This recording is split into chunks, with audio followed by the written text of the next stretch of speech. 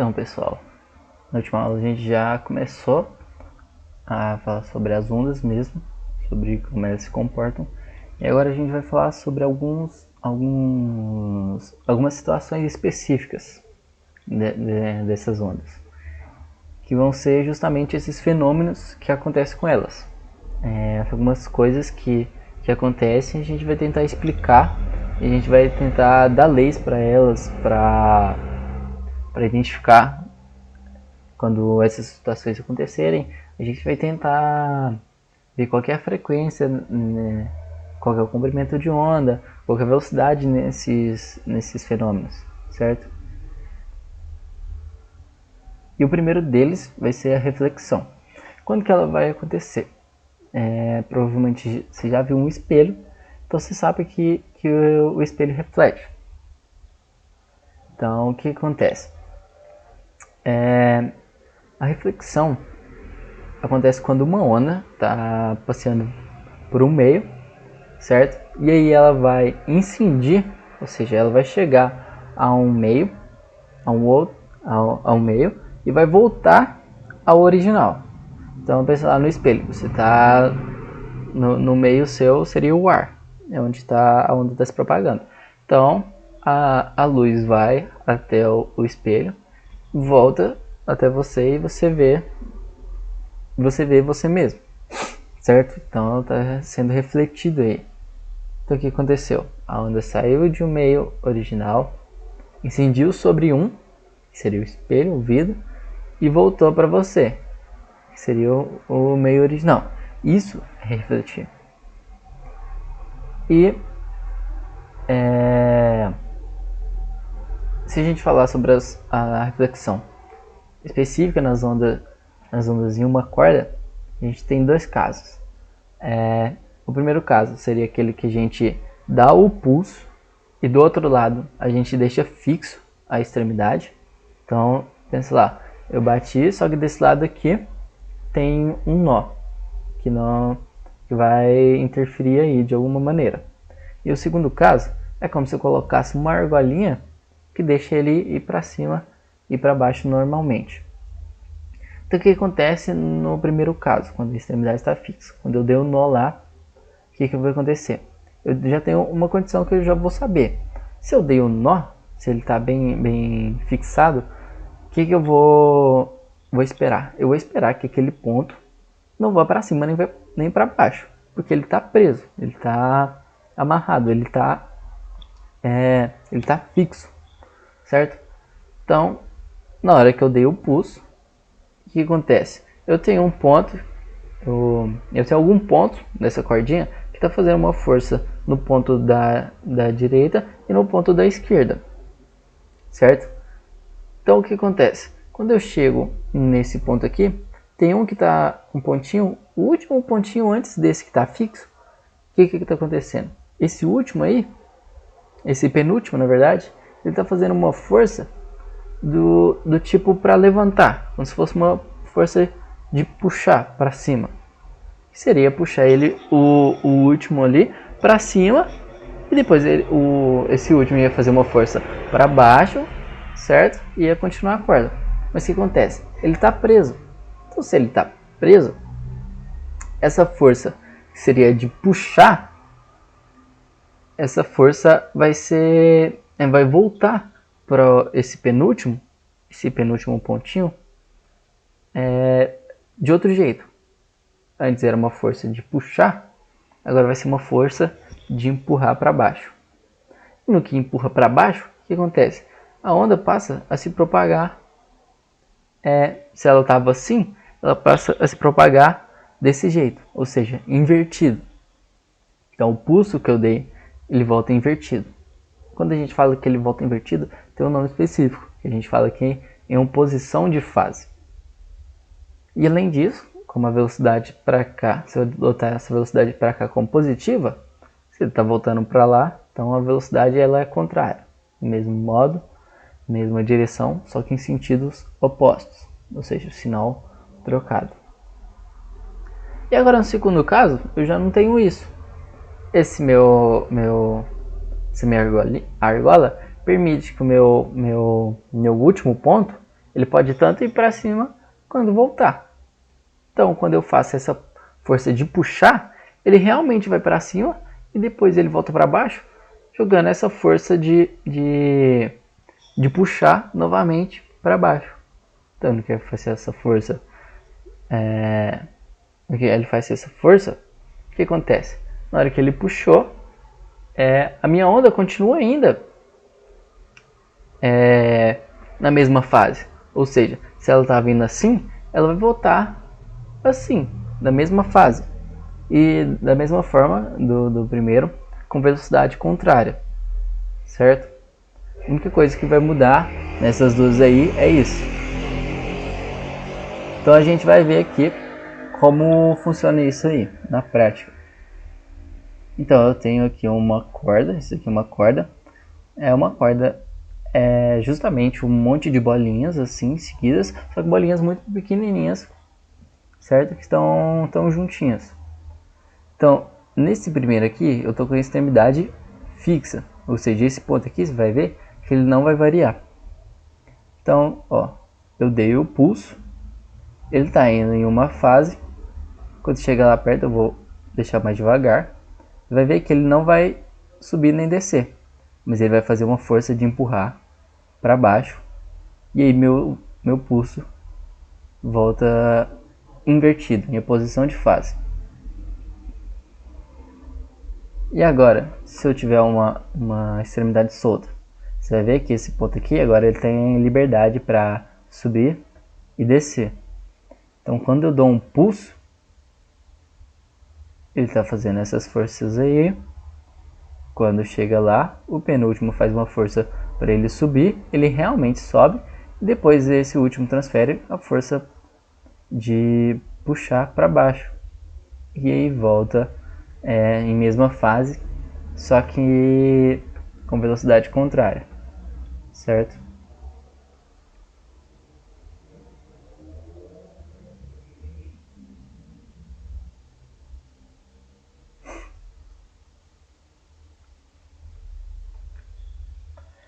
E aí, voltando,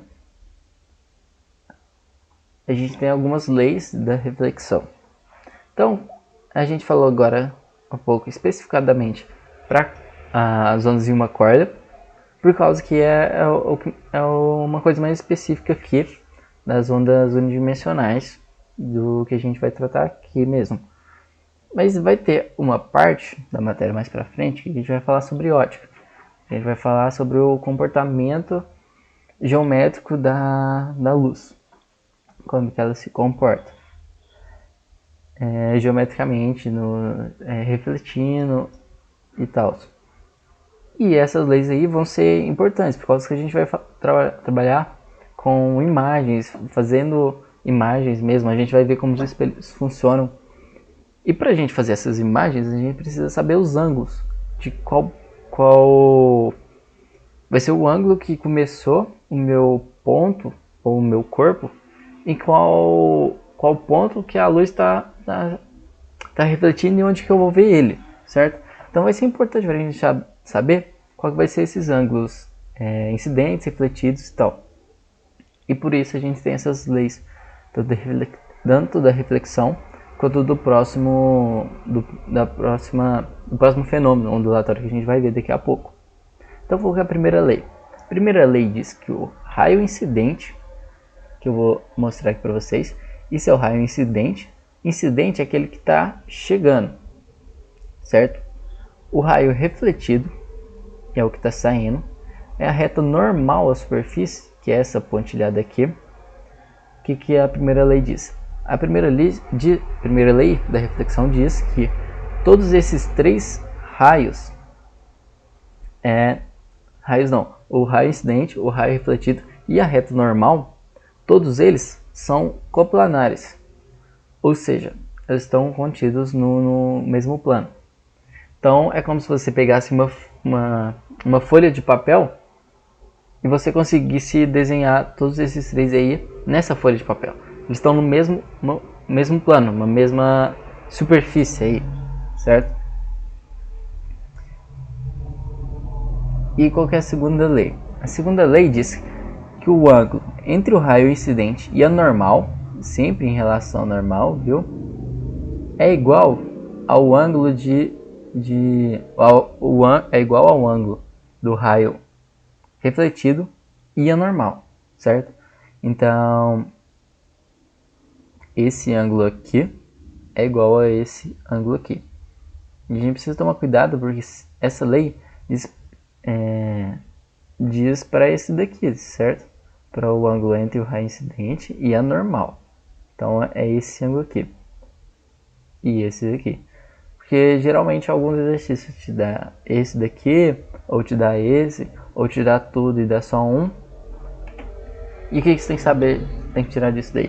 Que esse e esse daqui são iguais. Então se aqui fosse 75 graus, aqui seria 75 graus, certo? Isso vai ser importante depois quando a gente for tratar de espelhos, quando a gente for tratar de espelhos planos, espelhos esféricos e tudo isso aí. Então, só para a gente ver que eles são coplanares, esses três aí. Então eu tenho aqui uma reta normal, eu tenho um raio que está incidindo e um raio que está sendo refletido. Então você vê que se eu tivesse um plano aqui, todos eles, essa daqui, vermelha, que está sendo incidido, a reta normal e o raio refletido, eles estão no mesmo plano, certo? Como se eu tivesse uma folha de papel aqui e todos eles riscassem a minha folha de papel. E esse ângulo aqui é igual a esse ângulo aqui. E agora eu tenho outro fenômeno, que chama refração. A refração ela vai acontecer agora quando eu tiver uma situação em que eu tenho uma onda que está sendo incidida e ela está se propagando primeiro em um meio. A gente chama de meio 1. Depois disso, ela vai se propagar em um meio 2. E esse meio 2 tem características físicas diferentes. Certo? Então, é a mudança de meio de propagação que ocasiona esse fenômeno ondulatório na onda. Então, por exemplo, eu tenho o ar mesmo, onde a gente está agora. E eu, por exemplo, posso ter a água. Estou numa piscina. Então, há uma diferença de meio. Você tem a água com uma densidade diferente, com um índice de refração diferente, que a gente não vai falar agora, mas a gente vai falar depois. E a gente tem o ar com uma densidade diferente, todas umas características diferentes. E o que isso vai causar na onda? Vai causar uma diferença na velocidade de propagação dela e, por consequência, no seu comprimento de onda. E uma coisa importante a gente saber é que a frequência dela não varia. Então, a onda que está sendo incidida e está sendo refratada, a frequência dela não muda. Por quê? Porque não mudou a onda. A frequência é a característica dessa onda aí, do pulso que ocasionou ela. Mas aí a sua velocidade e o seu comprimento de onda não tem nada a ver com isso. Eles podem variar. E uma consequência disso é justamente isso daqui. A gente tem um senhor aqui que está segurando uma plaquinha Physics is Fun. Física é legal. E aqui, o que você imagina? Isso daqui, você está vendo a posição real dele. Então, você imagina que o braço dele estava indo para cá. Aqui teria o corpo dele. Opa! Aqui teria o corpo dele, certo? Mas o que acontece? Você está vendo uma posição aparente dele. Que é quando você olha e a luz refrata aqui na água. Quando a luz refrata, ela muda o comprimento de onda. Então, meio que o ângulozinho que ela está fazendo com a normal aí do meio, muda. E quando isso muda, o que acontece? A onda é desviada um pouquinho. E quando ela é desviada, e depois ela volta para o nosso olho, que a gente consegue. E aí, depois disso, a gente consegue enxergar. A gente vê, pra gente parece que o corpo do cara tá nessa posição aqui, enquanto na realidade tá aqui. Então isso aqui seria uma posição aparente justamente por causa da refração. Novamente, a primeira lei aí diz que o raio incidente, o raio refratado e a reta normal são coplanares, estão contidos no mesmo plano. E a segunda lei é chamada de lei de Snell-Descartes. A gente não precisa saber agora, por causa que a gente não vai precisar fazer nenhuma continha com ela agora. Quando a gente falar de refração da luz mesmo, aí a gente volta nela, ver mais detalhadamente, ver a dedução dela, certo? Então, o que eu vejo aqui na prática mesmo? Eu tenho um raio incidente, eu tenho a reta normal. O que eu estou observando aqui? Estou observando uma direção, uma variação de direção aqui da minha onda. Eu tenho um índice de refração 1 aqui, eu tenho um índice de refração 2. Aqui é o meio 1, aqui é o meio 2. E você vê que o ângulo aqui não necessariamente é igual a esse ângulo. Tanto é que aqui você não vê que o seno de θ1 é igual ao seno de θ2, não tem nada a ver. Então, justamente aqui tem uma variação nesse ângulo aqui. E além disso, a velocidade com que essa onda está se propagando aqui vai ser diferente da velocidade dessa onda nesse ponto, nesse segundo meio. E aí dá pra gente ver aqui nisso daqui.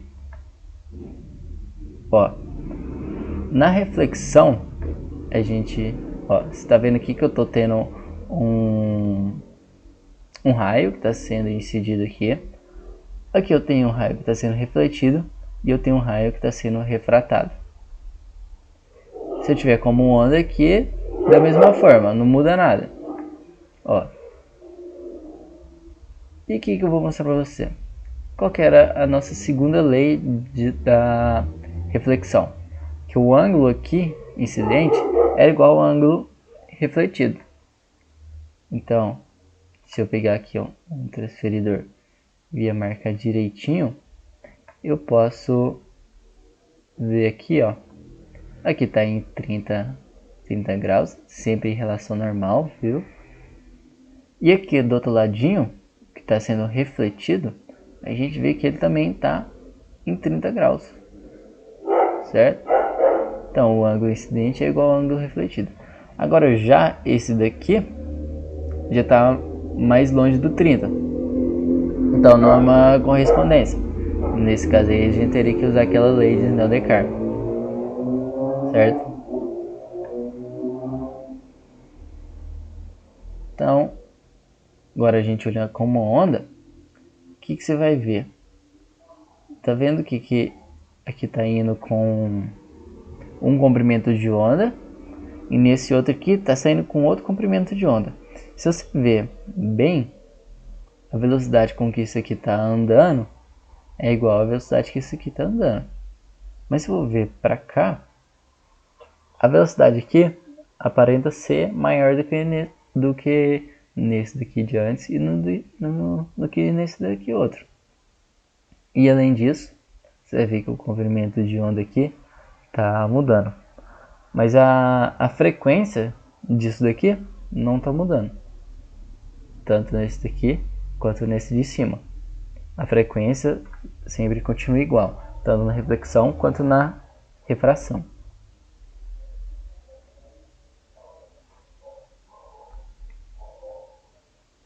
E aí, de novo, a gente vai tratar aqui especificadamente das ondas nas cordas. E olha aqui. Primeiro, eu tenho agora a gente vai ver o que vai acontecer se eu tiver ondas, cordas de diferentes densidades. Então, você está vendo que uma delas é fininha e a outra é mais grossinha. Então, a densidade aqui é menor do que nessa. Então, se eu estou passando de uma onda, de uma corda menos densa para uma mais densa, esse ponto aqui vai vai, vai, vai ele vai funcionar como uma extremidade fixa, certo? Até porque aquele ponto estaria em tese mais pesado, certo? Uma massa maior do que ali. Então esse ponto aqui não teria uma força suficiente para fazer com que passasse para lá, com que a onda passasse para lá e fizesse se mover livremente. Então o que acontece? Quando a gente incide um pulso aqui, esse pulso aqui em primeiro momento, ele vai ser refletido como se fosse uma extremidade fixa. Então a gente incidiu um pulso, o pulso voltou em oposição de fase, assim como a gente viu acontecer na extremidade fixa. E além disso, o que acontece? Uma parte do pulso ele passa. Só que aí, como a gente está mudando de meio, a corda 1 e a corda 2 têm propriedades físicas diferentes. Tem densidade diferente, pode ser de material diferente, provavelmente. Então, tem algumas coisas de espessura e tal, são diferentes. Então, logicamente, são meios diferentes. Se a gente tem passagem de meio, a gente tem refração. Então, a gente veio com que ocorreu a refração aqui. E aí você lembra que a velocidade ela era não diretamente proporcional ela era inversamente proporcional à densidade da onda, a densidade da corda aí. Então o que você está vendo? Está vindo com uma velocidade aqui e tem uma densidade menor. E ele passa para lá com um lugar com uma densidade maior. Então, se você pensar aí, se eu aumentei a densidade, a velocidade vai diminuir. Pela lei que diz não, se a velocidade diminuiu, o comprimento de onda também diminuiu. Então você vai ver que vai ter uma diminuída no comprimento de onda se você for olhar direitinho. Mas eu posso ter também o contrário. Se eu passar de um ponto com densidade linear maior, de uma corda de densidade linear maior para uma corda de densidade linear menor, o que vai acontecer? Eu vou ter força suficiente aqui para com que esse ponto aqui aja como se fosse uma extremidade livre. Então, como aconteceu na extremidade livre, ocorre uma reflexão de mesma fase e velocidade contrária. Então ele veio aqui, esse ponto atuou como extremidade livre, então voltou com uma onda em fase e velocidade contrária. E da mesma forma, se você pensar o contrário do que eu falei nesse daqui, o que vai acontecer? A velocidade vai vir para cá maior. Você também pode olhar que ocorreu a refração da mesma forma, por causa que são meios diferentes, e eu veio para cá com uma velocidade maior e consequentemente um comprimento de onda maior, certo? Então esses dois casos aqui é bom a gente lembrar, da mesma forma que isso daqui a gente é bom lembrar quando tem extremidade fixa, como que o pulso se comporta após a reflexão, e quando isso é em extremidade livre também. É bom a gente lembrar disso daí. Então, hoje a gente falou sobre reflexão e refração, certo? Então depois a gente vai tratar sobre interferências, batimento e ressonância. Nesses aí não tem muita conta, principalmente nessa parte aí. As principais formas aí que precisa de conta mesmo, então a gente já passou. Seria que a velocidade de uma corda, que é igual a raiz da tensão nela dividido pela densidade linear, ou próprio a velocidade que é igual ao comprimento de onda vezes a frequência. Essas aí são as maiores contas aí.